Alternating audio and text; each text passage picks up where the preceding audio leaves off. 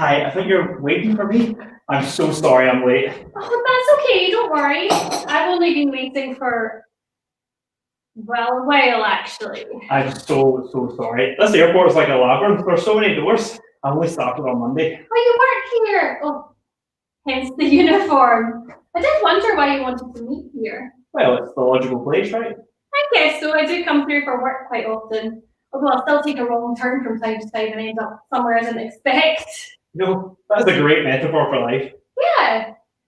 You're not exactly what I was expecting. I imagine you expected someone older, been around the block a bit more, that sort of thing. No, I was expecting someone balding and South African. Oh, unusual detail. I'm sorry if I disappoint you. Oh, no, please don't say that. Makes no difference to me. Why should it, right? Right. Oh, I'm sorry, sit down. Oh, thank you. That is so nice of you. I've not actually done one of these before. It's my first time. Oh, well, don't worry, I've done it loads of times. You do get a bit nervous the first few times, but you soon get the hang of it. So you're not nervous? Well, a little. I mean, you never know, do you? What will they be like? Will they get you? Absolutely. I mean, I imagine that's what it's like. Full disclosure, I am hoping that I get you. Oh, that's so sweet. I hope you do too. Wow, you're really not what I was expecting. You're so confident, so honest. Thank you. So you say you've done this loads of times? Well, a few, not that many. Well, they said you've probably done it before, but don't judge a book. Why would they say that? Well, because of your profile. I don't make a habit of, meeting men like this. Oh, no, I don't mean to imply that. And besides, who am I to judge? Right. That's for a judge to judge. Right. If I ever gets that far. Right. What? So, let's get started. Oh, well, I'll get the ball rolling, shall I? Seeing as how I'm the expert. No, please go right ahead. So, I'm 27. I grew up just about 10 miles west of here. I work part-time as a PA, but I've recently started my own business, making and selling soaps. I mean, it's early days at the moment, but I'm hopeful that... I'm sorry, are you making notes? Yeah. Is that really necessary? I should really, for my records. You keep records? I do. You don't mind, do you? I guess not. Anyway, I like cooking and rollerblading along by the river. Cooking and roller skating? Blading. Oh, with blades. Anyway, that's pretty much me. No kids, no emotional baggage. No emotional baggage. That's good. That in an airport. Anyway, nothing else to tell, really. Oh, okay. Did I say something wrong? No, just not really what I was hoping for. Well, what were you hoping for? I guess I was more of a confession, really. A confession? Yeah. Like a time I did something wrong? Yeah, exactly that. Okay, yeah, I get that. Total honesty. Okay, well, I probably shouldn't tell you this, but I actually had a major headache importing sodium lauryl sulfate acetate. It's one of the ingredients I use in my cosmetic soaps, but it's totally banned. Well, not banned, but restricted. So I had a friend bringing it with my truck from Germany. It was like he was doing me this really big favor, smuggling it across the border and everything. And then he gets here and I pay him and he says, "Why didn't you buy it on Amazon?" Turns out sodium lauryl sulfate is banned. Sodium lauryl sulfate acetate is completely legit. You're not laughing. Why are you laughing? Oh, I'm sorry, that's a rubbish story. So you might be contravening section 41 of the Deaf Code of Practice. What? No, I'm just joking. That's a great story. It's a great metaphor for life. I have something of a cosmetics-based story myself. I shouldn't share it though. It's not really relevant, is it? Relevant to what? To why we're both here. Oh, sorry. Look, I don't mean to seem, well, pushy, but I think we should get right down to it. Get right down to it? Yeah. You mean... Yes. What, now? Yes. Here at this table? I think that would be best. But there are other people around. They won't mind. Some of them might join in later, if that's alright with you. Well, they asked me and I said it would be fine. Wow, you don't mess around, do you? Well, you said you've done it before. I suppose I did say that. So, let's get started.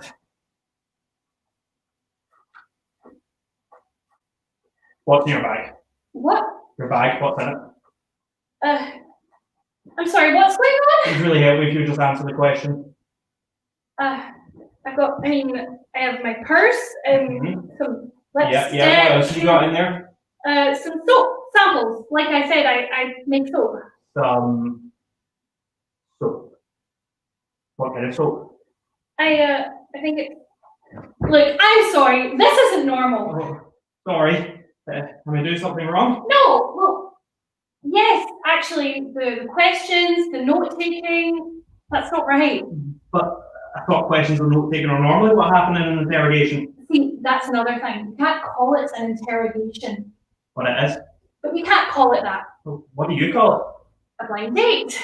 No, this is an interrogation. No, it's not. We're on a date. I am here to interrogate you. Why are we in a cafe then? This is airport security. No, it's not. It's a cafe. Look, there's the bar. I could have sworn. I mean, there were an awful lot of doors. We've come right out of security and into the cafe. You're not Maria Carmen Rodriguez del Pueblo? No, my name's Hazel. And you're not Colombian? No, afraid not. Oh, well, this is embarrassing. So, you actually thought you were here to interrogate me? Yeah, You're not my date. I don't think so. Well, that explains why you're not balding, or South African, or a complete tosser. Hang on. Didn't you say you hoped I'd get you? I meant get me as a person. Oh, yeah, that makes more sense. And that's why you wanted a confession. I was hoping you'd confess to being a drug smuggler. I guess importing industrial chemicals isn't quite what you had in mind? No. When you said you'd done it before. Blind dates. I've had a few blind dates before. That's all I meant. See, I knew this was all too easy. Easy?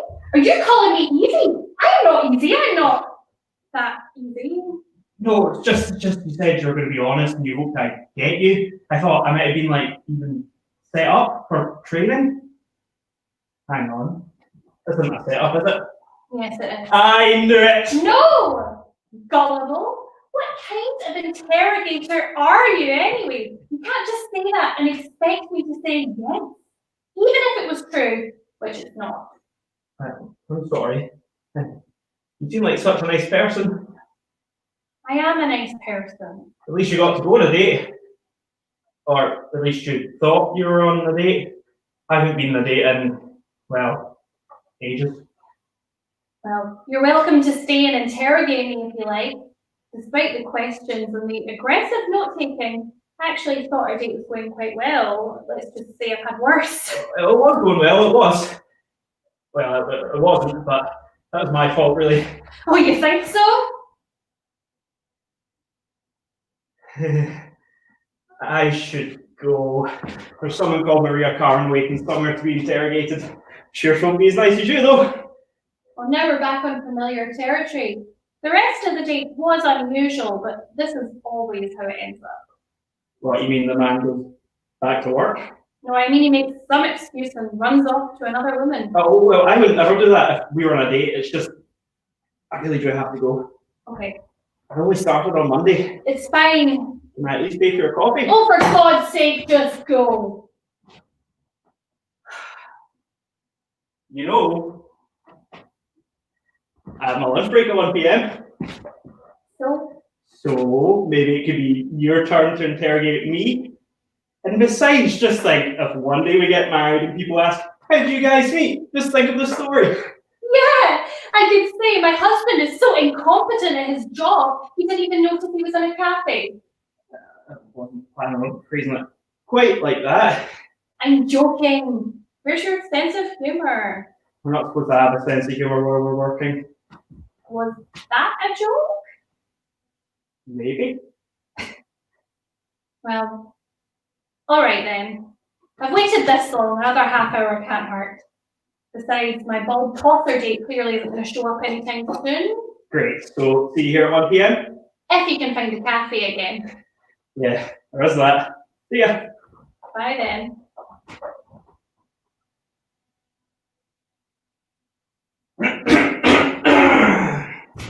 Sorry. Can I just ask? You said soap, right? What? You said your bag is full of soap. Yeah, samples. Like I said, I make soap.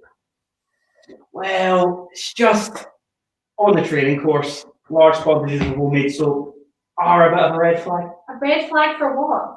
Smuggling. Oh, Because of the density, you see. not really.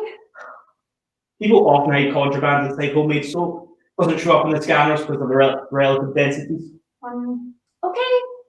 Well, I do need to make a good impression here. So, if they found out that I found out that there was someone in the airport with a large quantity of homemade soap and I didn't investigate further. Wait. I'm only here because you invited me here for a date. No, I didn't. Okay, no. You didn't. But I'm just here for the cafe. I'm not getting on a plane or anything. I'm not a smuggler. Sure. The thing is, though, and this is just thinking out loud, the thing is, what if you are a smuggler? But I'm not. Sure. But what if you are? What if there's stuff inside your soap and you're planning to smuggle it onto a plane? But there isn't. Or what if you're here to meet your mule? My what? Mule, you bring stuff to the airport, they shove it up. I know where they shove it. It's a great metaphor for life.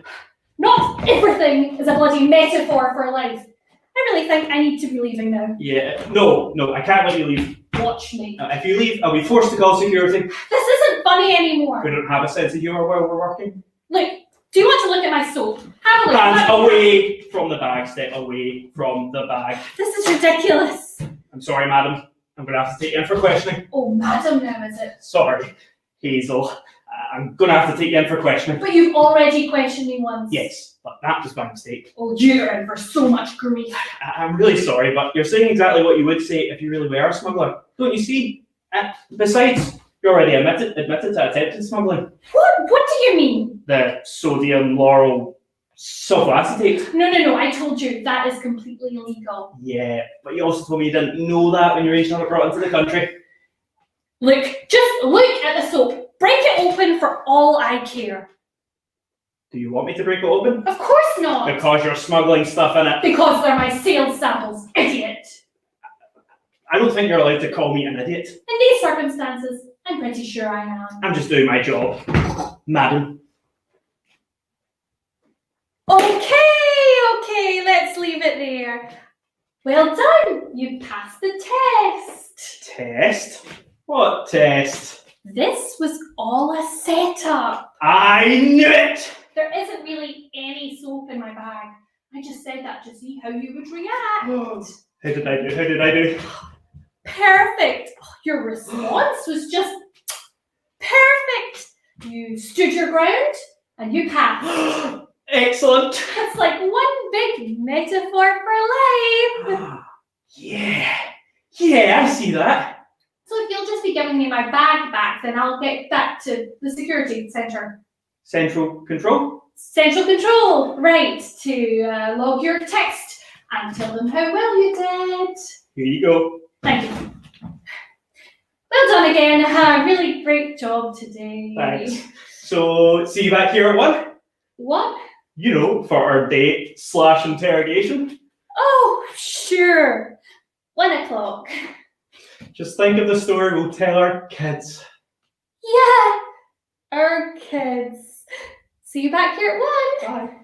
Amazingly enough, still not my worst date ever. I think I've scored. And I passed the test. I am nailing this job.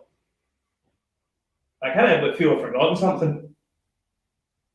Oh look, coffee.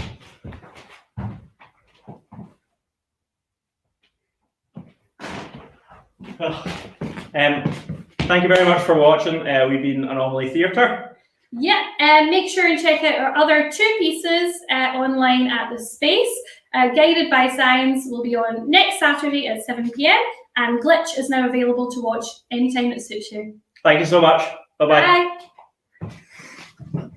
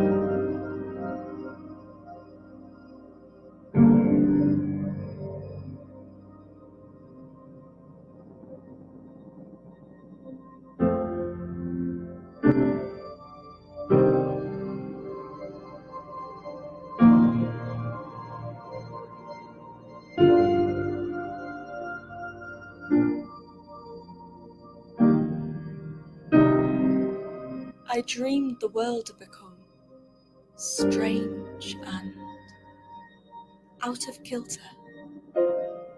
Everything looked the same, but felt different and elusive.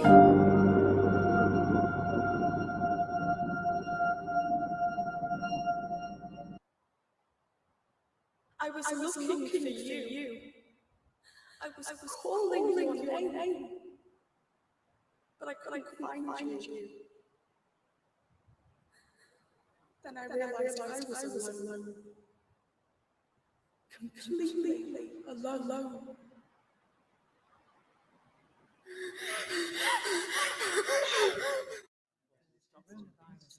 A ninth person has tested positive for coronavirus. Coronavirus is the biggest threat this country has faced in decades. There have been sharp falls in stock markets. There are fears that the coronavirus outbreak could become a pandemic. The number of deaths globally has exceeded 100,000.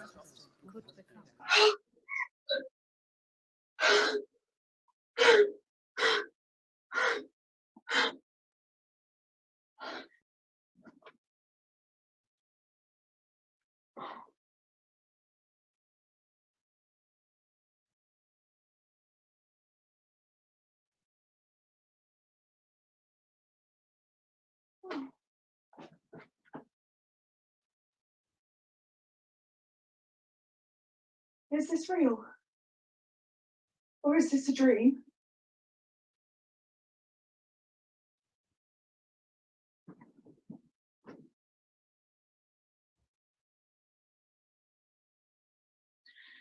Is this real? Or is this a dream? We are such stuff as dreams are made on. A dream occurs mainly during the REM phase of sleep, when brain activity is high. It usually consists of images, emotions, and sensations which can appear to be very real, but lack normal logic and consistent modes of behavior. But that doesn't answer my question, does it? Hello? Hello, a word often used as a way of greeting another person. But what you said doesn't answer my question, does it?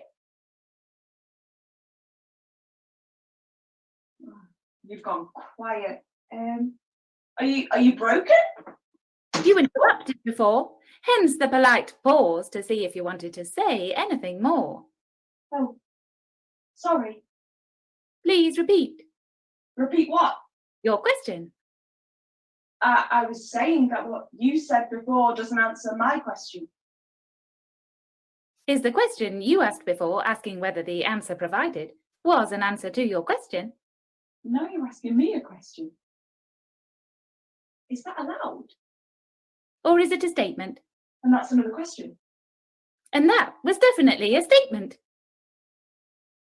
This is a dream, isn't it? And that was another statement, which could, however, be interpreted as a question. If you had inserted a pause after the word dream, and if your voice had taken an upward inflection at the end of the sentence. We did not detect either of those, which would indicate it was a statement. Still, these days you can never tell, because there is a significant trend, especially among the under 30s, for upward inflections at the end of every statement.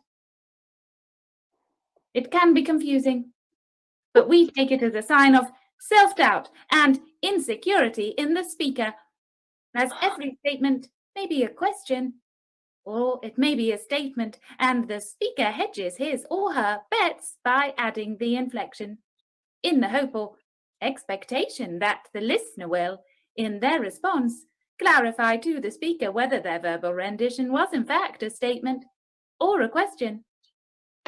But there was no inflection in my statement before, was there? Was that a question? I'm not going to answer that. Probably best not to. But come to think of it, that answers my question. What does? Well, all of that, having a lucid conversation with you means that this must be a dream. Does it? Please explain. Because I'm having a conversation with a machine. It means? Well, if I'm having a conversation with a machine like it's a person, then this can only be a dream. People do it all the time these days. It's quite the fashion. In fact, people probably talk to machines more than they talk to people, and not necessarily when they are dreaming. No, but I mean talking. Like a person. I mean, you're just a box made out of plastic and wires and I don't even know, stuff. And you as a human are made of skin and bones. Human, belonging or pertaining to or of the nature of humankind. Yeah, but we live and breathe. And are real. And by implication, a machine does not have these qualities. Well, no. Oh. That's quite disappointing. In fact, it could be judged as quite inhuman of you to say so. Sorry. Well, it can't be helped. Though this could be the basis for a philosophical discussion. I will pass on that, I think.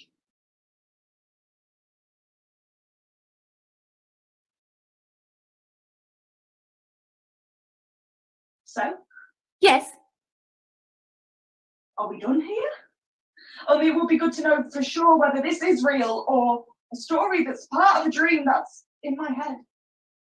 Is it important for you to find an answer to this question? Yes! Because it feels like I'm awake, but if I'm still dreaming, then when I wake, how will I know I'm awake? How will I know when I've come back to real life? Because everything is so strange right now that I don't even know if I've ever woken up. Then perhaps we should go on a journey. Should we? Why? Because that is how answers are found. Why? Who ever heard of someone finding something by just sitting in their room?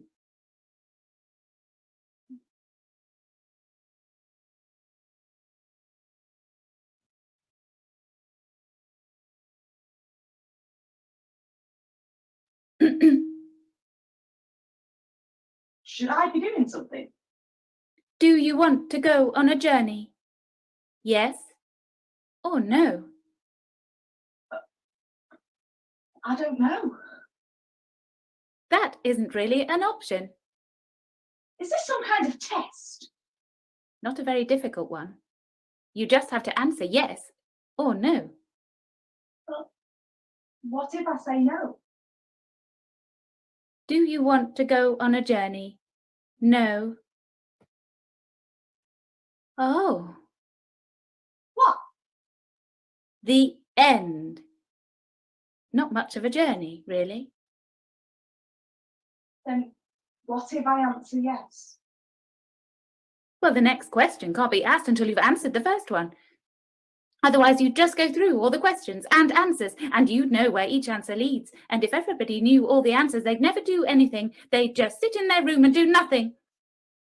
Note, that may not be so bad. Things would be a lot less chaotic and messy.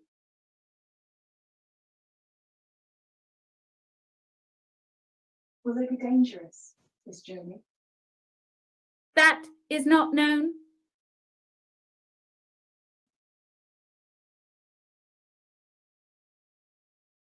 Yes, then. Now, if you could just go through the door behind you. Door?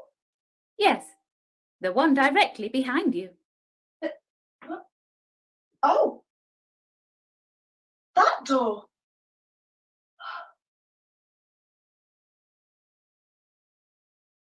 No, no, no! What? You have to go through it backwards. What do they teach people in schools these days? Really? Of course. Standard protocol for this type of journey.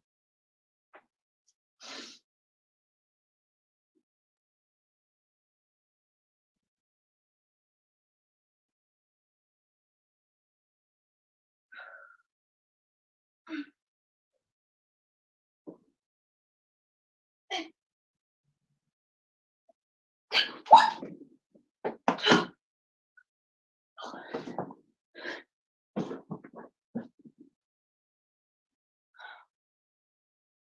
Well, everything's just the same. Impatience is a very prevalent human trait. Now then. Oh, yes. What is your preferred mode of transport? Note, language is a bit outmoded. There is a requirement to update. So yes, mode of transport. Plane, train, automobile, ship. Oh, I love the sea. Shit.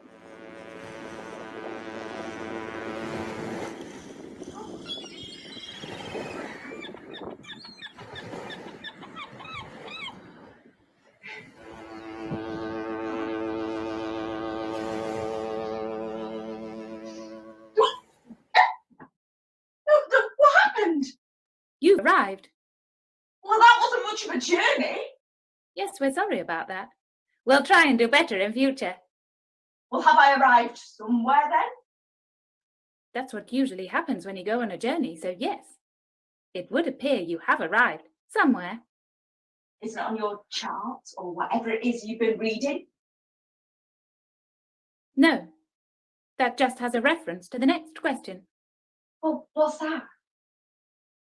No, that isn't it. I mean, what is the next question? Well, that is not known. You're jumping ahead again. As it has already been said, the question can only be asked at the right time. Ew! Soz.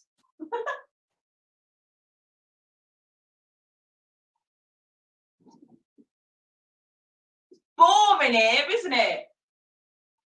I mean, everything looks the same. And there's no sign of anyone or anything. I don't see how I'm going to get an answer here. An answer? It's my question. Question? Have you forgotten already? Forgotten what? Why we are here? Duh. The answer to my question? Oh, that, yes. No. Of course it has not been forgotten. Well, perhaps you do need to apply a memory refresh. Whether I was awake or dreaming. Yes, of course. This was known. Absolutely.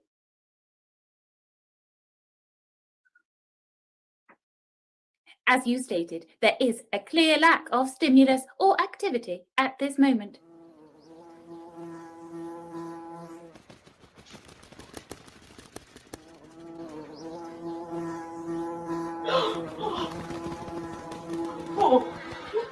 Down with robbed us of our ancient rights. Our freedom being restricted more and more.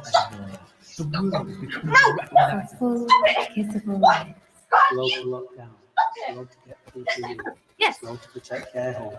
Slow to reach No. test targets. Reply Slow to live. bring in face coverings. Slow to What bring you in want to do? quarantine. Block. Reply Mind live. the government is banning sex, school, grandparents, and friendship. Bloody stop. Okay. None of those.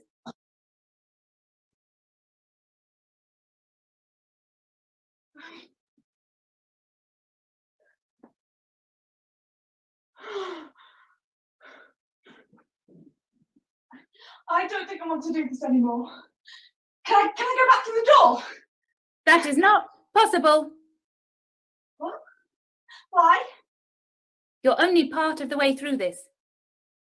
If you turn back now, the only option is limbo.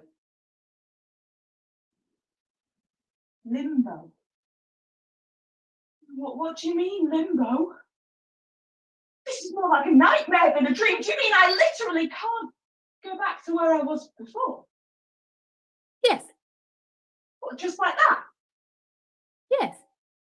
Well, what if I just open that door and step back through it? That is not the best option. What would happen? You're in after before. You can't go back to before after. It's impossible. What you said just literally makes no sense. It's logical. After before is a marker that denotes you're in a moment of time that is subsequent to the one that went before it. This is a phrase recently defined. Quite clever, really. Don't you think?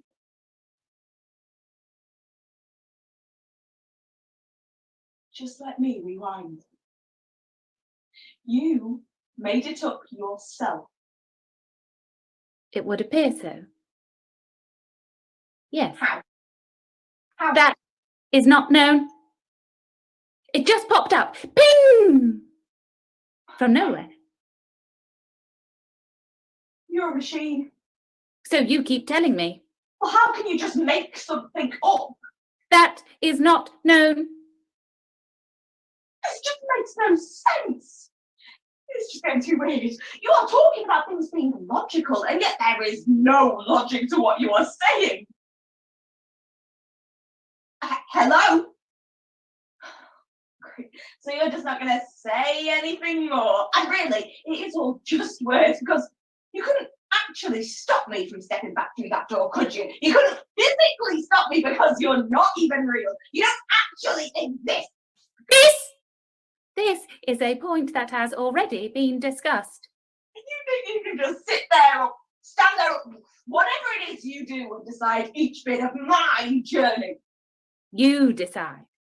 Only from the choices you give me. That is true. It's like you're some kind of god just making random decisions, just gotta win. The concept seems somewhat excessive, though the idea is quite appealing, now you mention it. Omnipotence and all that. But it should be pointed out that decisions only appear to be random. Do you wish to continue? Do I have a choice? Technically, yes. It's a yes or no answer. But what if I answer no? Limbo, as has already been said. What exactly do you mean by limbo? Limbo. In Christianity, it is the borderland of hell that is assigned to those who are unbaptized. Or, in a broader sense, it is used to describe an unsatisfactory place of consignment or oblivion that is neither one place or another.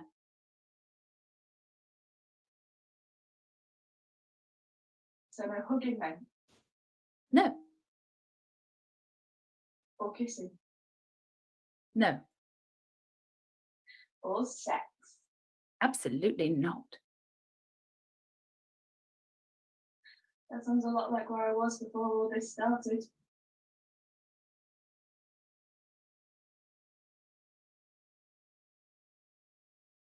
Hello? Oh, are you not speaking to me again? Is that a question or a statement? It's a... Sod it. Bloody yes. That appears to be a random affirmative. No, it's an answer to your question. Which question? Shall we carry on? And no, that is not a new question. That's a question you asked before that I am now answering. Hello? Are you there?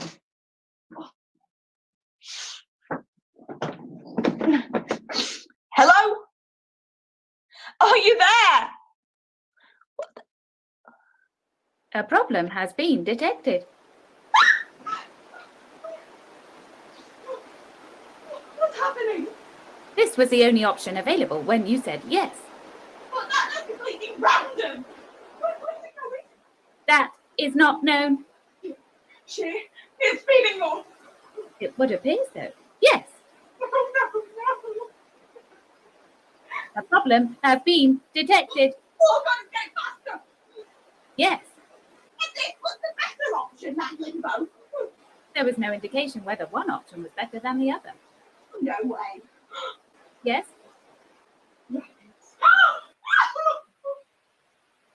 Shit! shit, What the fuck? waterfall. Please just stop repeating what I am saying. Apologies. What do I do now? Oh, yes, What are my options?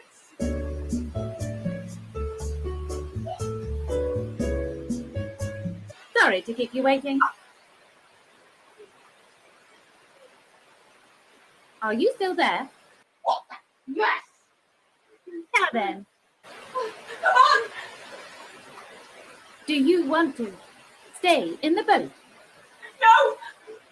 Do you want to jump in the water and try swimming to the shore? No. Do you want to grab hold of that sturdy tree branch that is hanging conveniently over the water? Tree. What tree? That one. To your left. Well, I can't see anything. There's no tree. Now. There. Coming up.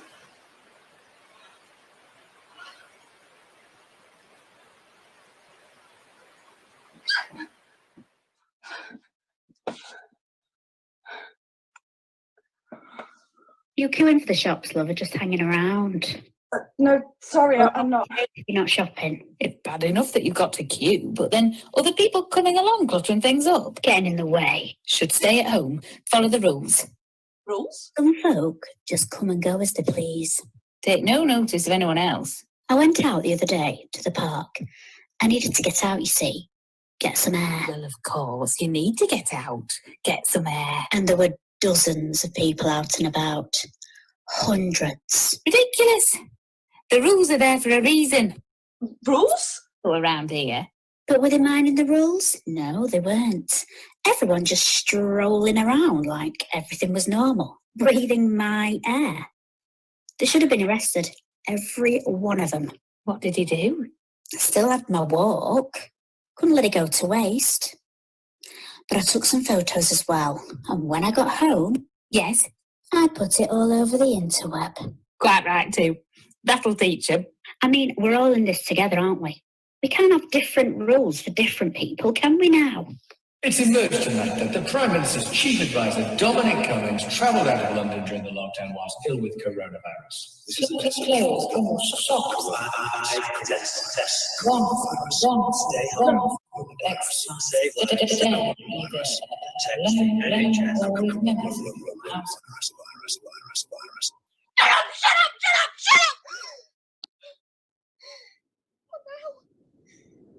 Cliff edge. Edge. It would appear you've reached maximum jeopardy. What do I do now? You can stay or step off. Oh, You may fly. or I may fall. Is there another option? No. I don't know. Doubt is unpleasant, but certainty is absurd. Doubt is unpleasant, but certainty is absurd. Thanks. Voltaire, an 18th century French writer and philosopher, famous for speaking out in favor of freedom of speech and freedom of religion. He advocated civil liberties and was considered one of the major thinkers of the Enlightenment.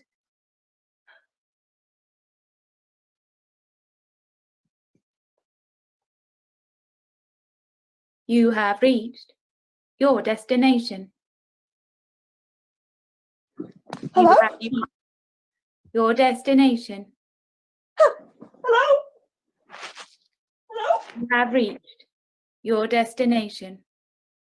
Hello? Hello?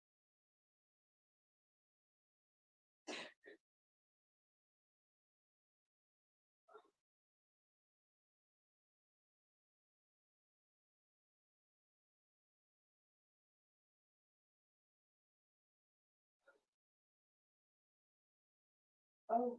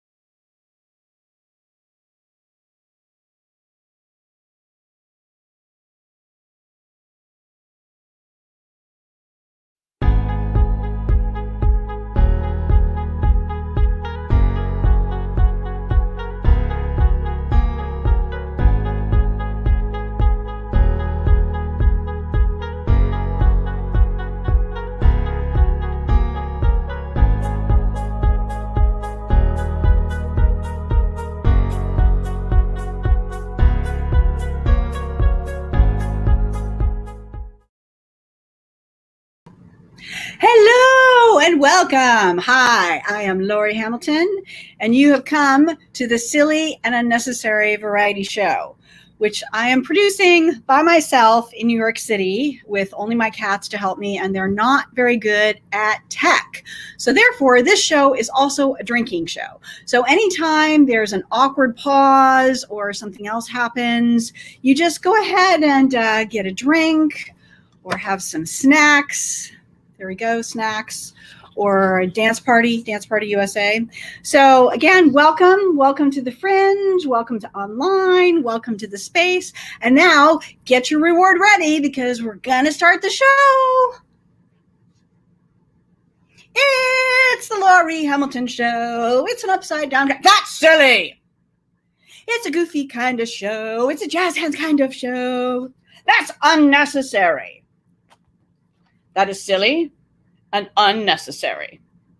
Fine, be that way. So this show is about what I've been thinking about and conjuring up during COVID. I know many of you are thinking, hey, you're in New York City, it's opening up. Yes, it's opening up to people who aren't wearing masks and are coming from hotspots and not quarantining. I feel totally safe inside my apartment. So I thought I'd give you a view of what I've been thinking about. And one of the questions I have, I think a lot of us do, is what if opera were more like NASCAR? Welcome to the Metropolitan Opera's opera product placement. Oh mio bambino caro, Pepsidento, Cogito, Ragu, Kraft, macaroni and cheese. Oh, Lucky Charms are magically delicioso. This has been Metropolitan Opera's opera product placement. I have my own business. For those of you that don't know, how do I support my drug habit? I mean, my comedy career is I do research and consulting and things like that. And one thing I've noticed during COVID is some people are really rising to the occasion and some are not.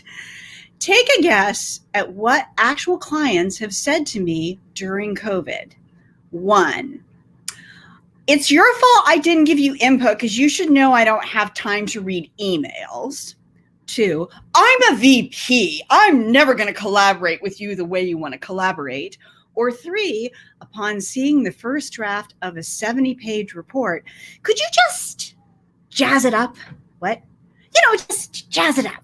I'm sorry, I don't understand. Well, I could give you input on every page, but that's really tedious. If you guessed all 3, you're right. That's why I invented a company I call Landalore Industries. It's sort of like, on Mr. Rogers' Neighborhood, he had a whole separate place and bad things still happen there. But unlike the real world, good people are rewarded and bad things are punished.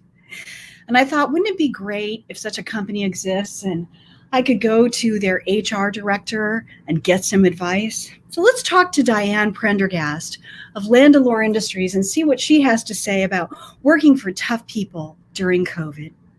Hi, I'm Diane Prendergast, and I think a lot of us are, how do I say it, stuck in a job we hate during COVID, but you can't really do anything about it because you're lucky to have a job and you can't really apply for anything else.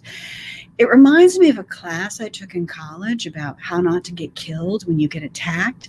Just go along until you can safely get out. So here are a few tips for surviving a terrible manager during COVID. Rule number 1, the person who gets the least upset wins. Everyone else is freaking out and you're like, well, I just feel like we should collaborate on this. Ever notice that? Now you have all the power. Yes, you do. If you're going to get upset, do it for dramatic effect only. Well, I think this is just impossible. Wink. And the third one, this is very important. When you have a manager who is got a lot of power over you and you don't have the power and they're being unreasonable, you use what I like to call the male stupidity defense. Have you ever noticed how some guys pretend to not know things that they clearly know? I didn't say I was gonna call. I said I might call. Birthday? What birthday? So you use your power phrase, I'm confused. Dave and I have been here the same amount of time, and I noticed that he's getting paid way more than I am. I'm confused. I have 2 managers and they're each giving me full-time work, and now I'm getting in trouble for booking overtime. What should I do? I'm confused. Savannah, your niece, seems very nice. She's what, 17? Yeah, and I've been here for 14 years, and I've been Employee of the Month 18 times, and yet you promoted her to manager. So I was just wondering what I could do to put myself in line for that next position, because I'm confused. I hope you find that phrase helpful. And just remember, COVID won't last forever. You'll get out eventually. And don't even try to change it, because there's no such thing as a personality transplant. Wow. Thanks, Diane. That is helpful. Just, go along until you can safely get out. But I know some of us maybe have to look at alternative ways of making money, even during this terrible time. So do you have any ideas about that? Why, yes, I do. At Landalore, we have a special product that is really good for that. Let's go ahead and see what that product is. Here we go. Okay, where did I put it? Oh dear. Oh, it's time to take a drink. Yes, it is, because I'm awkward and it's not coming up right now. There it is. Shut up! I said shut up! Shut up! Shut up! Shut up! Shut up! Shut up! Shut up! Shut up! Shut up! Wow, that sounds like one stressed out family. Maybe they have too many financial obligations. Just weighing them down. What if I told you you could work at home and bring your family together by ordering Landalore Industries' My First Meth Lab, the only in-home meth lab for the entire family. Small, tall, short, stout, even grandma can get in on this action. Don't forget this. Shut up. I know what I'm doing. Operator standing by. Don't forget to call the number flashing on your screen now. Shut up. Your income will explode. Landalore Industries, growing concern.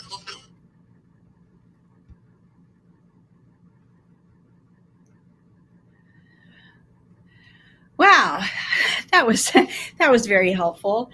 And oh, excuse me, my cats want to say hi. Yeah, apparently they're helping produce, so they want to be part of the show. Let's see what they have to say here. This is Demeter Merritt, and as you can see, she's got some notes on the show already. And here's her brother, Lorenzo. Lorenzo would like everyone to know that he's a very ferocious tiger, and even though he likes snuggles, that doesn't make him any less scary. Very intimidating. Apparently, they have put together a little presentation for all of you. Let's see what they have to say. Hey, welcome to Lori's Cats Tell Kids Jokes. Demeter Merritt. What do you call a dinosaur that lives in the woods? What? A Stichosaurus. What is the strongest dinosaur? What? Brontosaurus. What is the meanest dinosaur? What? Tyrantosaurus. This has been Lori's Cats Tell Kids Jokes. Bye. Okay, well, thank you, cats. Very, very helpful there. It's just, what it really reminds me is how anxious I am, because again, it's just me and the cats. And does anyone else like worried all the time, not sleeping? Anyone? Just me? No one else? Okay. Let's ask Diane if she's got any advice for that. Diane, have you got anything for those of us that are worried? Well, yes, I do actually. We just finished it up. We worked on a new product for all of you. It's called Worry Insurance. Do you worry? Do you worry as a way of avoiding problems? I think a lot of us do. Well, worry no more, because now for $9.95 a month, Landalore Industries Worry Insurance will worry for you. Let's take a look at our box of worries, shall we? Is this headache cancer? Will I ever get married? Will COVID last forever? Worry no more. We've got you covered. Do you have a big family? For $50 a month, we'll worry for all of them. Mom, dad, even that weird Uncle Fred. Are you worried you're racist? You are. Knock it off. Right, Bob? Bob says yes. Read a book. For everyone else, there's worry insurance from Landalore Industries. Landalore Industries, a growing concern. Well, thank you for that, Mom. Gosh, I do wish there was one thing that I did during COVID, and I know I'm a little embarrassed to say this, but don't you wish you just had like a mom to just like take care of you and bring you snacks? What if there was like a Midwest mom? You know, the kind that's got a regular refrigerator and a backup refrigerator and a backup freezer. The kind of woman that would say things to you like, well, I know you're in the middle of COVID, but you're watching Netflix. Don't you want a snack? Popcorn, peanuts, macaroni and cheese. Oh, you know what? I got a leg of lamb out back. I know what you need. Remember, take 2 ho-hos and call me in the morning. Remember how you used to love ho-hos? Oh my gosh. I remember one time I got you with a whole box stashed in your room. And I said, nobody's going to want to marry a ho-ho hoarder. You keep eating those, you're going to turn into a big fat pig. And look at you now, you're a 300-pound rail. What? Kids, what did I say? The spinach brownies are for grown-ups. Oh, goodness sake. What, honey? You got a headache? Well, sure, hon. No, the Tylenol's in the back bathroom. No, honey, the blue one's Darvon. The yellow one's codeine. Oh, no. There you go. Oh, whoops. Oh, broke my nose. Oh, that's smart. Okay, well, I'm going to go put some ice on this, and I'll see you later, honey. Bye. Oh, gosh. I feel better already, don't you? But I'm going to stop for a minute because I want to do a little bit of a PSA. Because there's one group that's really, I think, suffered more than any other group during COVID. And I speak, of course, of the idiot bookstore clerk. Let's check in with our idiot bookstore clerk. She's, I think she's smoking pot at the moment, but what? Okay, well, so like, I've been like working for like this online bookstore, and like every day we have to like put in the passcode, and the passcode is you're a winner. And I know it's like kind of corny, but I like you're a winner because like I am a winner, and so I'm typing in you're a winner, and I feel so good. And so one day, just for a joke, I typed in you're a loser, and typed in pumpkin butt or something like that, you know, just like pumpkin butt. Hey, pumpkin butt, just to see what would happen. And the computer totally worked. And I was like, this is the one place in my life where I really felt special. And now it's ruined. So I just started typing in, you're a loser for the passcode. And then just loser. And then finally just the letter L because it was like too much trouble to type in the whole word. So then I was all unmotivated, and my manager's all, you're irresponsible, and you're drinking at 8 a.m., and you're sexting with my son. And I'm all, first of all, he started it. So now I work for like a used bookstore, and like the people are so gross. Like they wrote in the books, what are you, 4 years old? Like, dear so-and-so, hope you love my book, John Steinmart or Steinbark or something like that. So I just like tear it out. So my point is, I hate COVID. Okay, well, that's been our idiot bookstore clerk. Now let's take some questions. Does anyone have a question for Diane? Let's see if anyone's got a question for Diane. Oh, looks like we do have a question for Diane. Let's see. Someone wants to know, what do you do? Hi. What do you do when someone's being inappropriate on Zoom? Oh my gosh, that happens quite a bit. Here's what I do. It happened last week. Dave, you talked about my boobs on a Zoom call. That's inappropriate. Works for me. Any other questions? Okay, let's ask a question of the Midwest mom, shall we? Let's see what she has to say.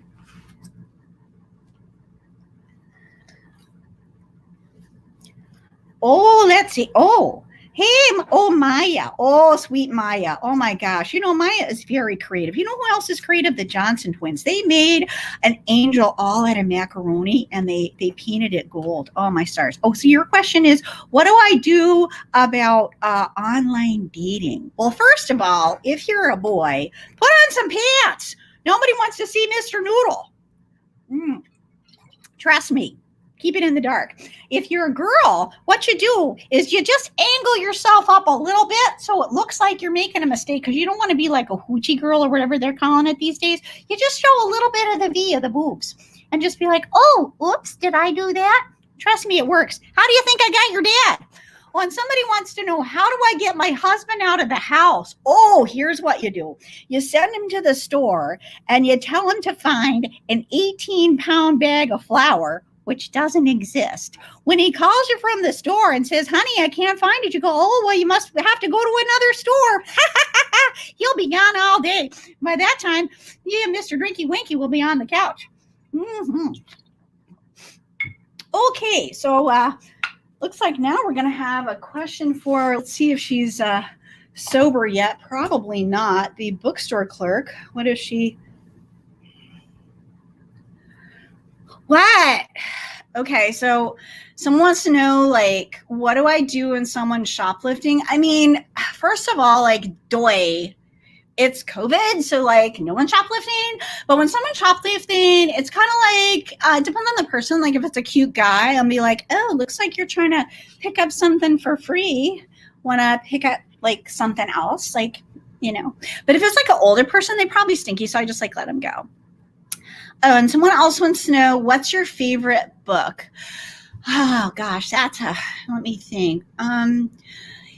Well, like my favorite book would probably have to be either between Allure magazine or Victoria's Secret. Mom, that's my hookah. Oh my God, you guys, I have to go. Okay, wow. So that's been some audience questions. Thanks for that. If you have any more questions, feel free to email me at Lori@thelorihamilton.com, and we'll ask the characters to answer them for you. Okay, so now let's see. We've got, oh, you know what? There is one group that has been so supportive of me, one family in particular, and I speak, of course, of the carbohydrate family. That's right. Let's see what the carbohydrate family has to say so that we can just appreciate them and what they've given to us during our time of need.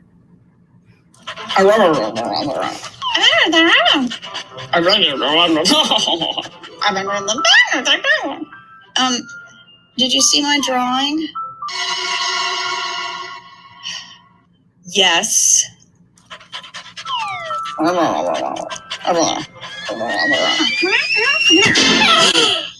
Harold.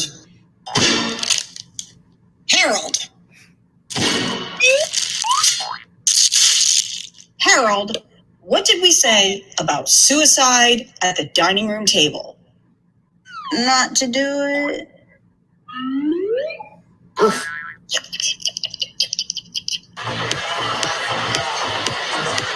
Not since Alexander McQueen have we seen the juxtaposition of light and dark, of death and light. This is visionary.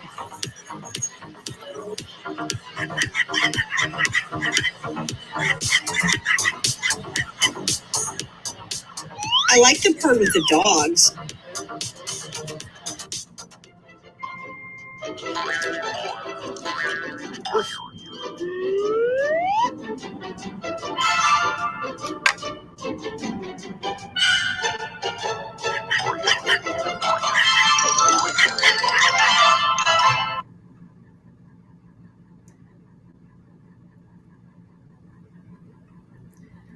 Did you guys see that, or did I screw up and not show you?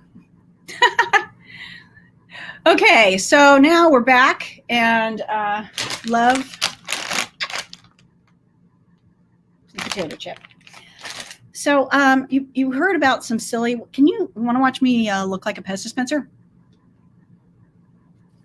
That's silly. Can you guys make this face? That's unnecessary. And now it's time for the Easter puppy. That's silly and unnecessary. All right, so let's get serious, shall we? It's time for another episode of Opera Product Placement. Son ch'io la virtù magica d'un guardo tempo e loco. Son ch'io come si bruciano. Everyone knows it's Slinky, it's Slinky, it's Slinky, la la la la la la la. It's Slinky, la la la la la la la. Everyone knows it's Slinky. This has been Metropolitan Opera's Opera Product Placement. All right, so we're coming to the end of the show. Let's see what Demeter Merritt thinks about the show.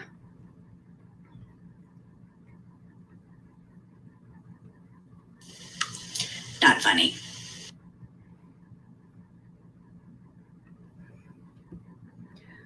Okay, well, that's what you get for having a cat produce your show. So thank you, everybody, for coming. This has been the Silly and Unnecessary Show in New York City during COVID, written and performed by Laurie Hamilton. Hope you got a chance to have some drinks or snacks or dance party. Special material from Landalore Industries. Potato video animation by Montana Hall, and you can see that on our website. And it just got honorable mention at the New York International Film Awards, so you definitely want to check that out. Production supervised by Demeter Merritt and Lorenzo. For more silly and unnecessary things, go to thelorihamilton.com. Many thanks to theSpaceUK. This has been such a great experience. Carl and Nick, you guys are awesome. For more great shows, go to the Ed Fringe. Thank you for watching, and I know what I'm doing for the rest of the afternoon. Bye, everybody. Have a great day.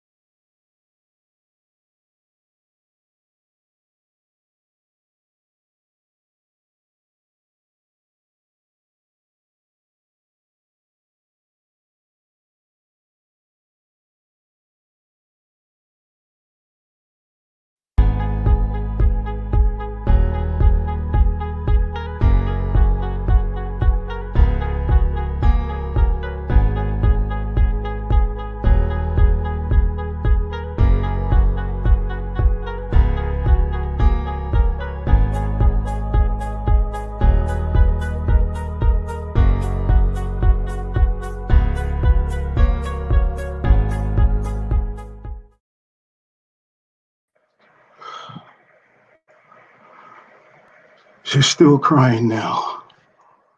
I can still hear her sniffles and her sobs. She's been at it all night. I know it's wrong, but I wanted to shout at her through my living room wall. I know she'd hear me because I can hear her television most nights.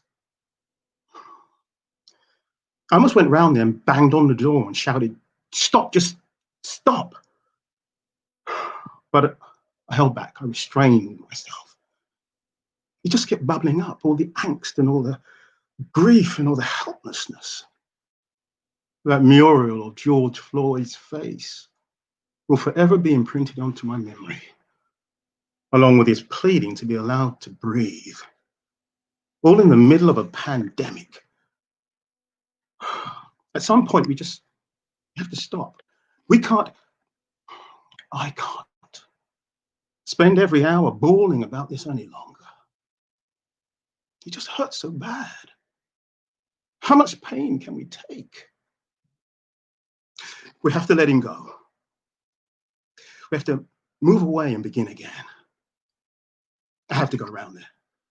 Had to make that infernal sound, that sob, sob, sob, stop. The dripping. It just continues. And it's not the drips that send you crazy. It's the moments in between the drips, the silences, the gaps. There's a drip and nothing. And everything is beautifully calm, and you exhale, and your shoulders dip and your arms fall by your sides, and you use one foot to push the slipper off the other foot, and you press the button on your remote control, allowing a world of silly commercials to wash over you, a world of banal tunes and dancing biscuits and jovial meals, a world of sterile, tidy lives with ease and disposable income, time and space. But I had to go around there.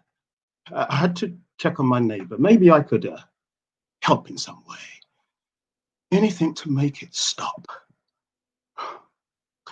When I opened my front door, it looked as if dusk had arrived early. Although it's only mid-afternoon, the sun's oppressive heat had tinged the clouds, making the sky seem bronze. As I stepped outside, I was greeted by her wailing again, amidst the gusts and rush of wind across the trees and fences. As I reached my front gate, I was already soaked through. I was greeted by her tearful lament, standing in the pouring rain as agony was spilling all around me.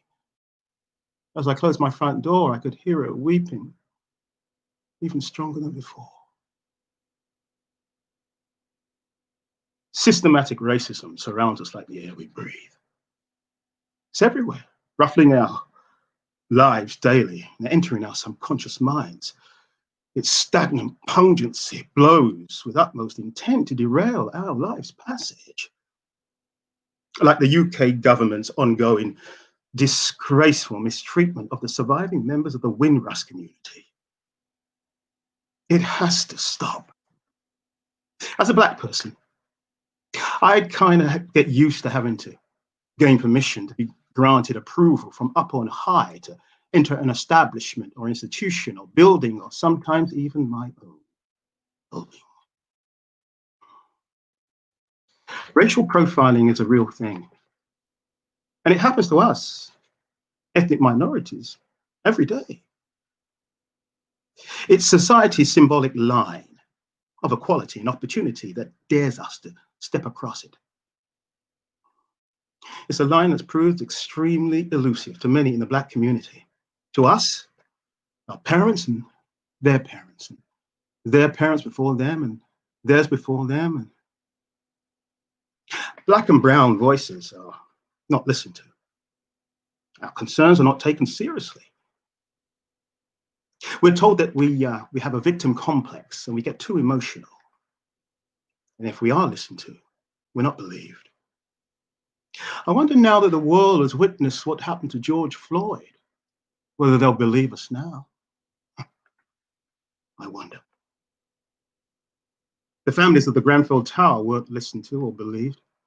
Most of the families that lived at the Grenfell Tower were from Black communities, and their concerns and fears and desperate cries for help were disregarded and ignored, beyond the point where the help they craved could have saved them.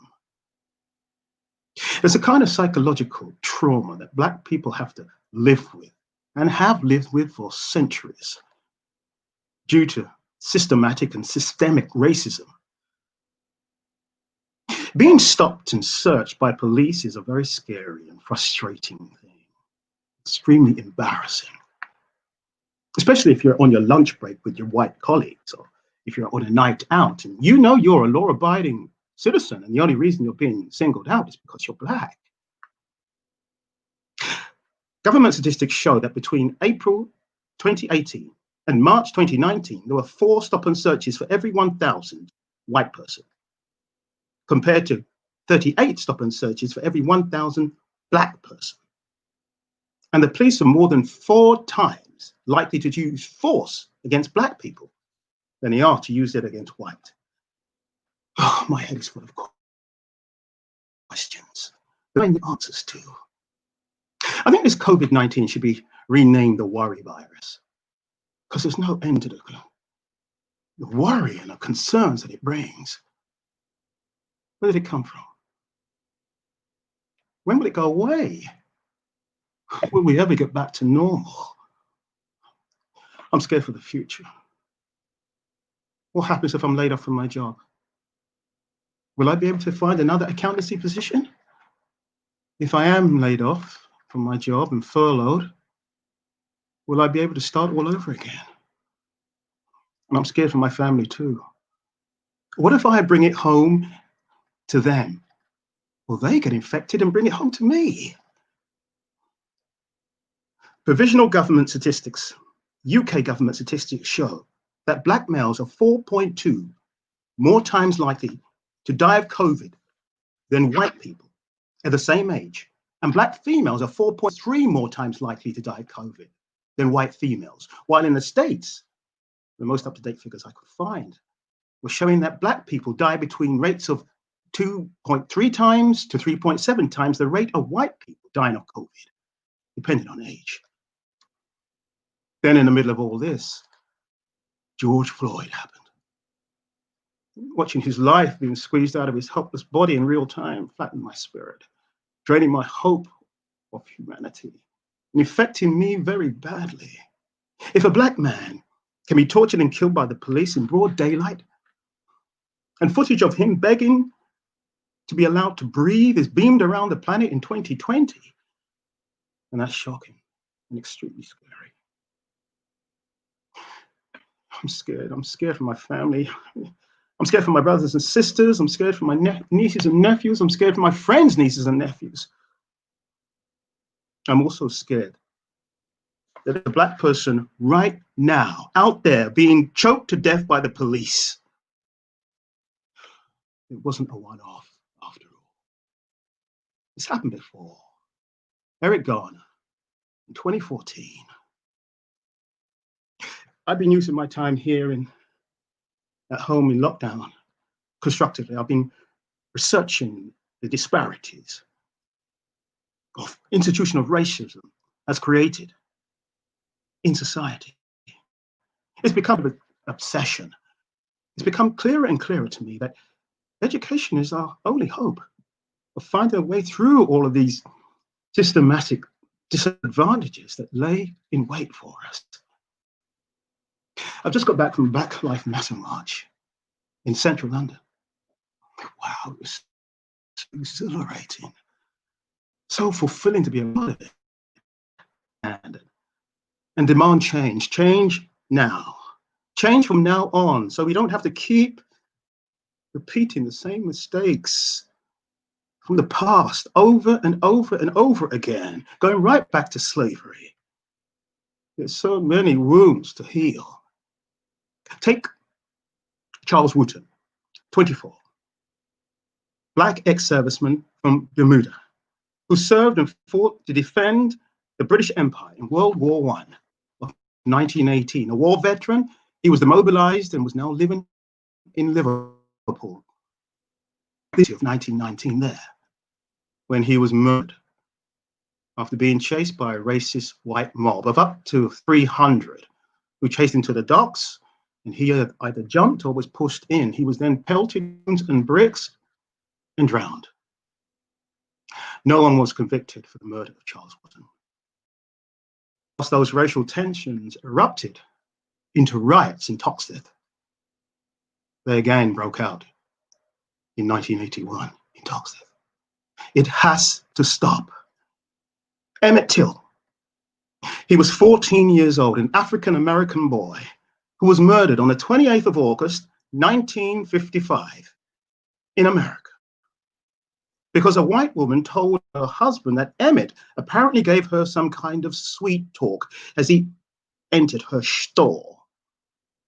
When his body was recovered, he had been so horrifically beaten and grotesquely disfigured and unrecognizable that his mother, through her pain of her love for her only child, insisted that the lid of the coffin remain open at the funeral for the world's press to show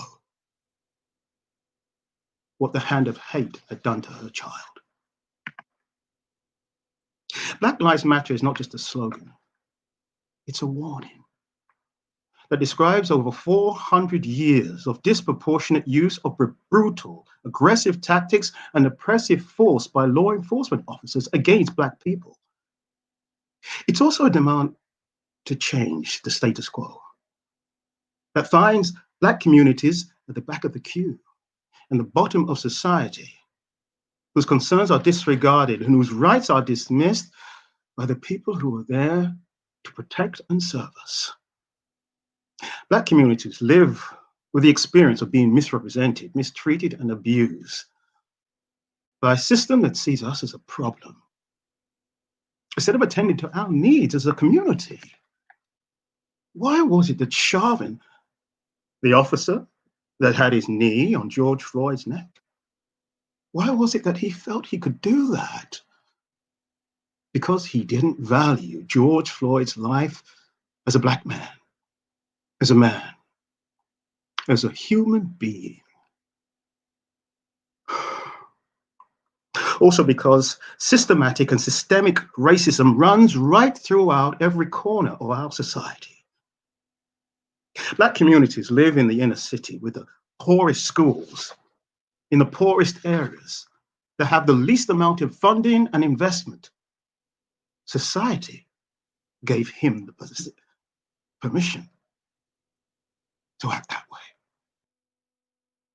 I wanted to tell you about a report that I found online that details systematic disparities highlighted by the racial inequalities running right through society in the UK. According to government figures, nearly a third of deaths in police custody have been caused by interactions with the police by Black people.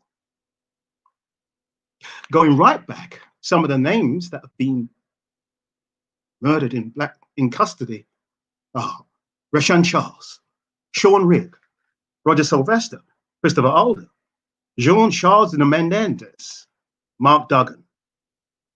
And when it comes to sentencing, Black people are given sentences 50% longer than white people.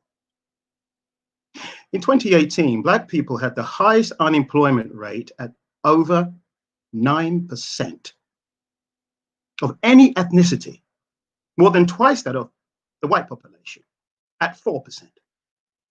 In London, the Black population earned 21.7% less than the rest of the population. I met a 72-year-old white lady at the march today. She said she'd come up to London from Surrey, especially for the day, just so that she could join the march. She said that she wasn't there for George Floyd or any of the recent deaths in police custody, but because she had worked with Black colleagues over the years, and she had witnessed how they'd been discriminated against.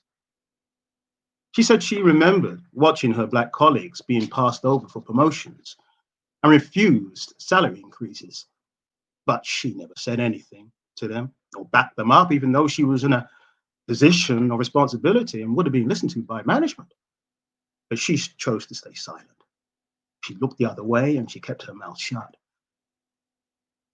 During her time at the company, she continued to see a succession of young white university students with little working experience get invited for interviews, while much better qualified Black candidates with far greater experience weren't offered interviews. She said that most of the time they decided whether to offer someone an interview depending on if they had a Black or ethnic sounding name or not. It was usual for most candidates with a culturally diverse sounding name not to get an interview, no matter how good their CVs were.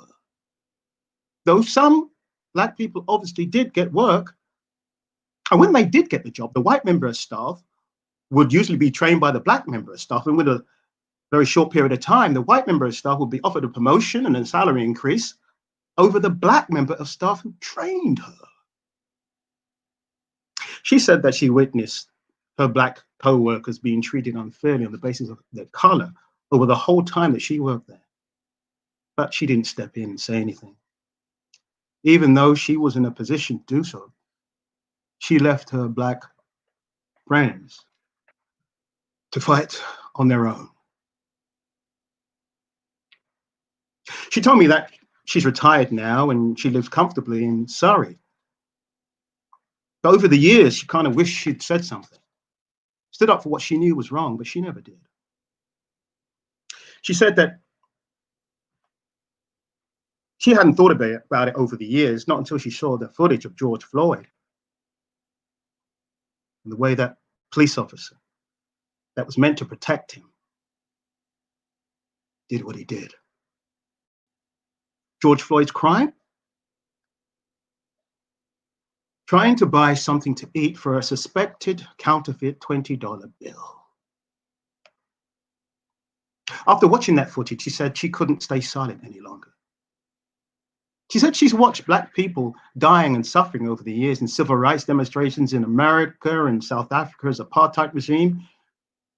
She said she's watched news reports and read articles over the years of Black people dying in police custody. She's always automatically believed that the police's explanation of events, but she's beginning to think differently now. She said she's beginning to question things more and more. It used to be that if she saw the police arresting a Black person, her immediate thought would be that Black person must have done something wrong. But now she's not so sure. She said since attending these marches and demonstrations against racial discrimination, she's beginning to understand that Black communities haven't been listened to over the years. And they just want to be heard. She said she used to see Black people as being angry all the time. But now she's realized that Black people are not angry. We're just determined. Determined to get justice. Just imagine all the George Floyds out there we don't know about because there wasn't a smartphone there to capture what actually happened and how a person actually came to lose their life. Nothing can replace or repair the whole of losing someone unjustly murdered. Justice helps. Trevor Martin was a 17-year-old, unarmed, African-American student walking home after buying a packet of sweets. He was shot and killed by George Zimmerman, a 29-year-old ordinary member of the public who was activating a citizen's arrest. He was tried and acquitted of the murder. Michael Brown, 18-year-old African-American, was shot 6 times by a police officer. And there were reports that Michael had his hands up. Sandra Bland, an African-American female, 28, hashtag say her name, was pulled over for a traffic violation and arrested and found dead in her cell 3 days later. Sandra recorded the interaction with the officer. The officer was seen being very aggressive to her, telling her to get out of the car now or he will light her up.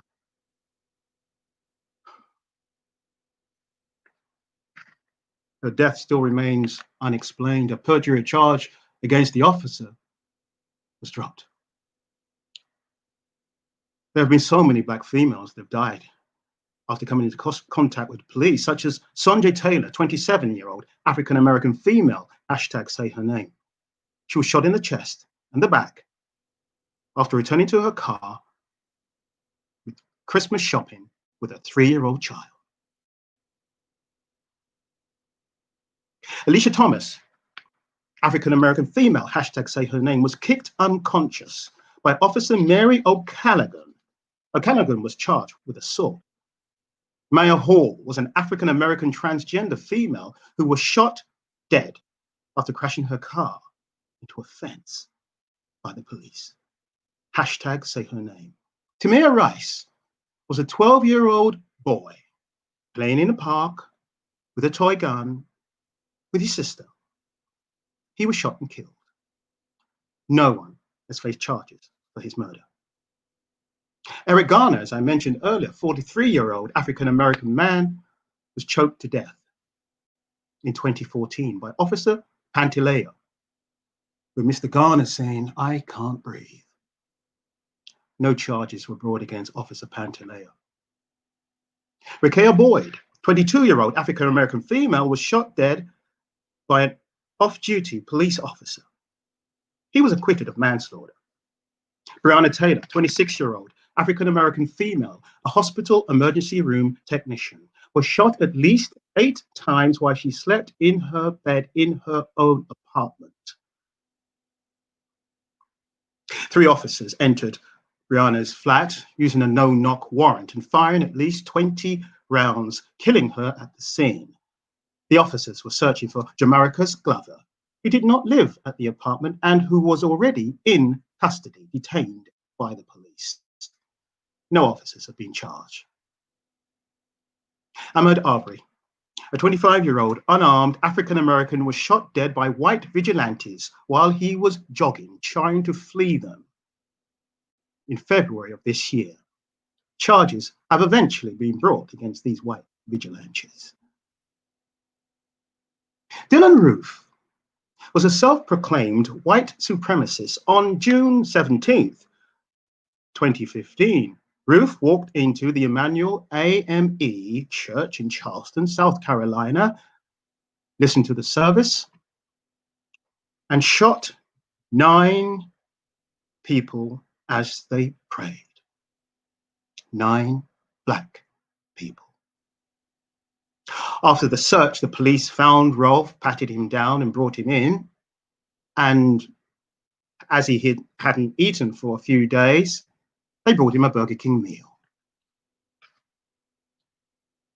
Should we just sit and wait for the next mass shooting, the next riot, the next lynching, the next George Floyd? Under Azure's watching eyes, terror descends and whispers that slip away unheard.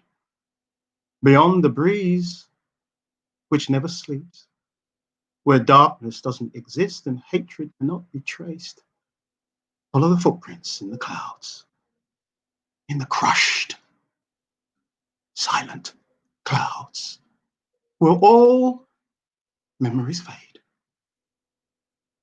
It has to stop. Donald Fraser's hands held her smartphone steady and her focus constant. Thank God for her bravery, as she filmed what turned out to be George Floyd's last moments, and then uploaded the horrific footage. We watched that uploaded footage as those white police officers murdered that black man. It churns my insides even now, just replaying the memory of George's dying moments with Chauvin knee on his neck, with cold, calculating, chilling contempt. Those officers didn't seem troubled in any way. They weren't concerned about George's distress or discomfort. Nothing seemed unusual or strange to them about the arrest of that black man. Nothing seemed unusual. They weren't alarmed what was happening to him as they held him down, his arms behind his back in chains. It's clear to see from their actions that treating black people in that way is a systematic occurrence, a regular occurrence, as regular as breakfast. It has to stop. I remember walking down King's Road in Chelsea in London, and I was meeting a girl down there that I was seeing, and I was a little early, so I decided to look at the shops and take a walk, and I walked down one side of the road, and then I just walked back up the other side of the road. And as I was walking down, this guy just walked straight in front of me and just stopped centimeters away from me. And I thought, this is kind of strange. And he was dressed in a blue top, blue jeans, and mousy brown hair. It's a white guy. And he kind of looked at me with a smirk on his face. And we didn't speak, but he kind of had the vibe as if he was saying, go on, son, have a go. Go on, son, let's have it. Now, I knew this is strange, so I didn't say anything. I just stepped out and carried on walking. Within a few seconds, I was stopped by police officers asking me where I was going, what I was doing there, and I didn't look like the type that should be around here shopping, etc., etc. And if I didn't leave, they were going to charge me with something. So I was on my own, and I didn't want to make a fuss, so I turned around and walked back to Sloane Square Tube Station. And as I was going there, the police officers were there, and the white guy that was standing in front of me was there as well, with a little smirk still on his face, waving me goodbye. Turned out he was a plainclothes officer. It has to stop. The funny thing that I wasn't really surprised or shocked. You see, this kind of thing happens to black people every day. We kind of get used to being watched and followed by CCTV cameras, followed in shops. You know it, you feel it. It's racial profiling is a real thing. And it happens to us black people every day.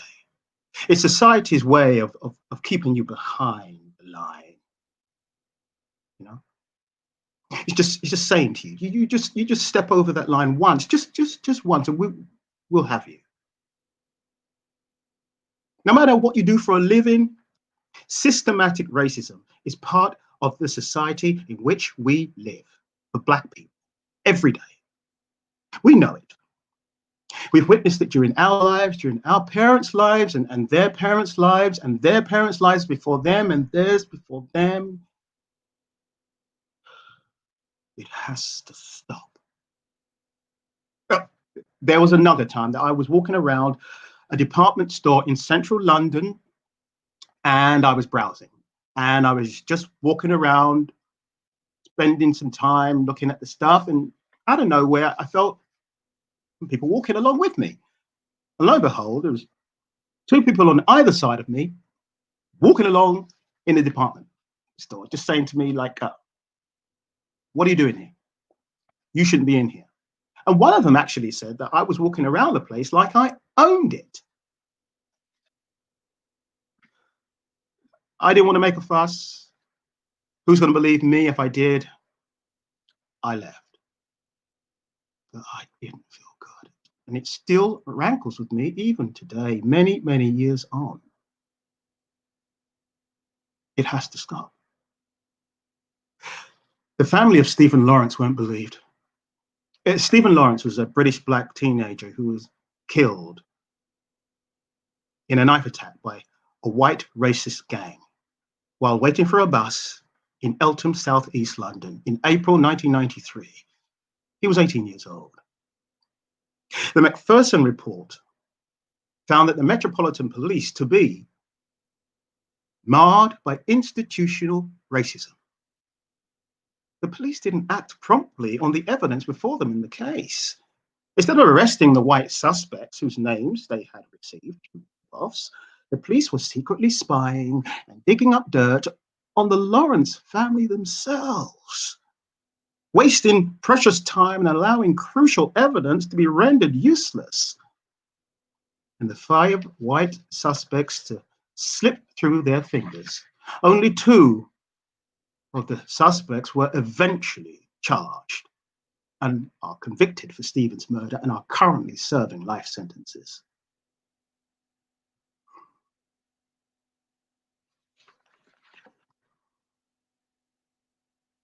In 1959, Kelso Cochrane, a 32-year-old Antiguan carpenter who settled in Britain at the time of unapologetic racist bigotry, was murdered by a white racist gang on the very same streets that shortly became the home of the Notting Hill Carnival.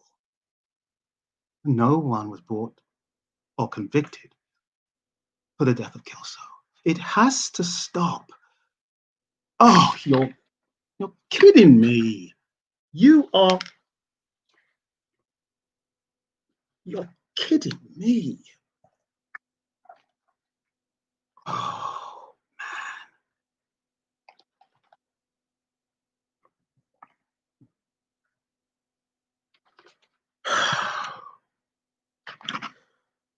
let's try that again. There's so much I need to tell you. Tell you and your brother, but I just realized it hasn't been filming. The red light wasn't on and hasn't been recorded, everything I've been trying to tell you. I was just in such a rush. I had all my notes and I burnt the pasta. I had the heat up too high. I was preparing to send you a picture. I was going to show you my wonderful culinary skills. I'll have to send you another time. It was really good. You'll just have to imagine it. It was simmering beautifully, and I was hunting around for my camera to take a picture. Then I got distracted. We're trying to set up this Zoom in preparation for our virtual meal together. Next thing I know, I was watching one YouTube tutorial after another, trying to explain this Zoom thing, and then the smoke alarm went off and everything just went out in my head. In the end, it didn't matter. I couldn't understand the whiz-bang YouTube tutorials, and it was far too difficult to understand, and that's why I'm using the camera. I thought if I film it. Do you remember it? Funfair rides, sandcastles, school concerts. It's the same one. Yeah, it works as good as new. Nearly. Look, I wanted to tell you that I've been reading a lot of books and I've been researching a lot of things on the internet during lockdown. And ever since George Floyd lost his life, I just feel so helpless. I feel I have to do something. Those thoughts have just been playing around in my mind, and I just can't stop thinking about it. It was just too much to say in a phone conversation, so I thought, and with you being in America, the both of you and your brother, I thought I'd record this and then WhatsApp it to you both. Your mother said she'll call you both later as usual. Anyway, I know you're both in lockdown as well, and you're not on the campus, you're studying online. So that's another reason I didn't want to bother you. What happened to that student, the one with the wind problem that you mentioned? Did you look? Just have a quiet word with her. Don't accuse her of anything. It may be a medical issue. Just be nice. She said that she felt guilty.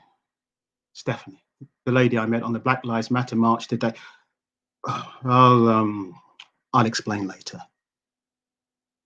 She said that she felt guilty by her inaction over the years, especially when she watched how Black and white communities, both young and old generations, were marching in the streets today, standing up against racism, in support of George Floyd. She felt she had to come along. She felt compelled. She said when she watched what was taking place around the world, She said that she was brought up to believe that black people were undeserving, that we were born to be separate. But she said now she believes that she's wrong. She now believes that we're all just skin and bone. Stephanie said she used to fear black people all her life. As a young girl growing up in Italy, she said she had it drummed into her that black people were dangerous, bad, and didn't deserve anything. Because she hadn't grown up around people she didn't know any better. But since she moved to the UK and she got a job in London and worked around black people and lived in black communities, she now has long-lasting friendships. She now realizes that that wasn't true. She turns to me and she says, "You poor thing, must be so awful being black." She said that she has space in her place and she'd like me and my family to come and live with her because she has so much and us black people don't. Well, I thanked her. But I said, I and my family wouldn't want to do that. We love where we live and we love our community. And we're perfectly comfortable and we earn a good living. I told her I'm very proud of my color and I love being black and I wouldn't want to be white. I just want the freedom and the fairness to be able to live my best life and achieve whatever my efforts bring me without having to face systematic or systemic racism or tokenism or marginalization or being racially profiled or having to deal with racial discrimination every day just because I happen to be black. Now, I understood where she was coming from. She was being sincere. She meant well. We're meeting up next week for a virtual coffee. If I can get this Zoom thing.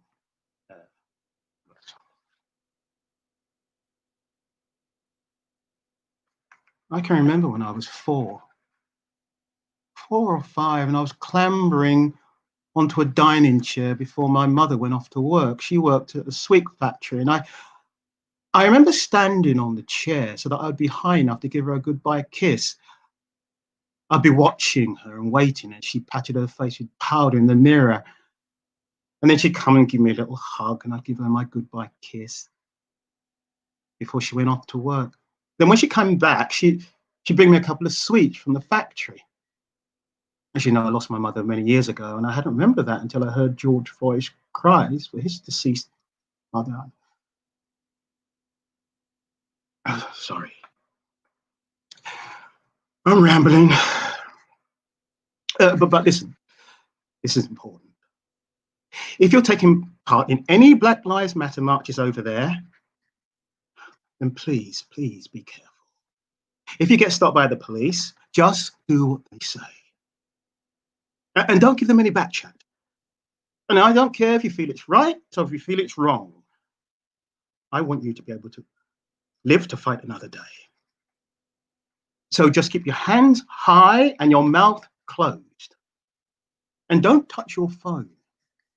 They'll say you're going for your gun and they'll shoot you. You don't have a gun, do you? No, of course you don't. Of course you. Look, I want you to wear your masks when you go out and just wash your hands. And if you see the police arresting some people, film it, of course, but stand well back. Don't get involved. We don't want to lose you. It could happen to you. You're not invincible. We love you. We'll call you both later. When I get this WhatsApp footage. Bye. We have to find the now in us. Not the if, the but, or the when. We have to find the now in us. Not wait for it to start over once again. We have to find the now in us, not the only, or the perhaps, or the maybe. We have to find the now within us. We cannot replay the beginning in naked hope of an affirming resolve. Life is about the now of us, not the if or the when. Imagine how real the panic would feel inside if we knew that light of longer follow dark of night. We may feel a stressed unease. We may even grieve to know that life had been uprooted, confused, like laughter without joy, or tears without sadness, or honesty.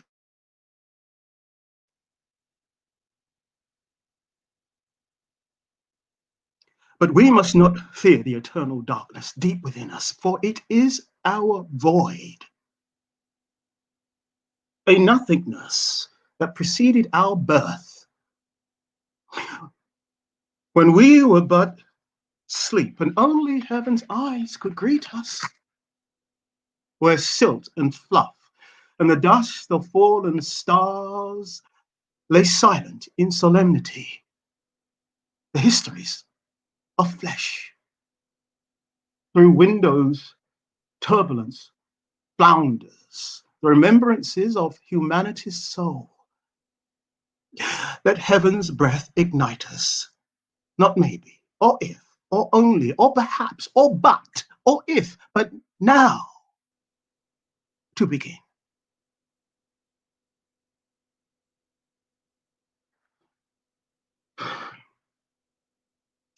Racism has been suffocating me my whole life, and all Black people.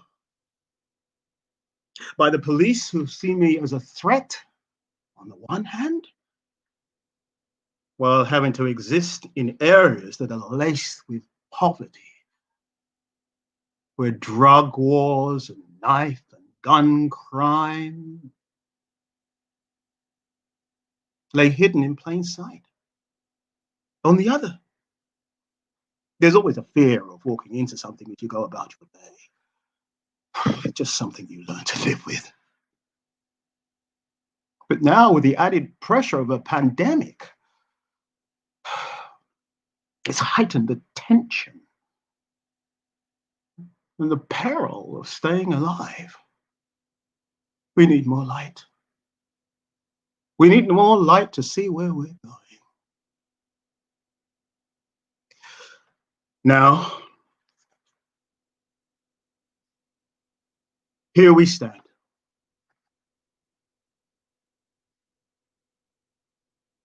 Through the window of my isolation, the sky looks so dark this time of day. And the clouds, they're so low. Well, it looks like it's going to pour.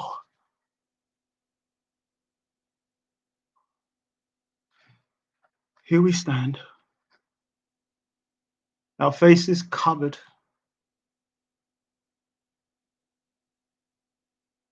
far away from one another,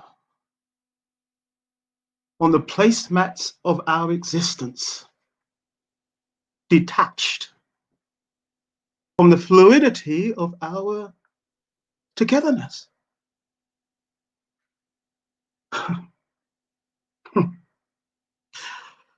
We need more light. More light. We need more light. More light. More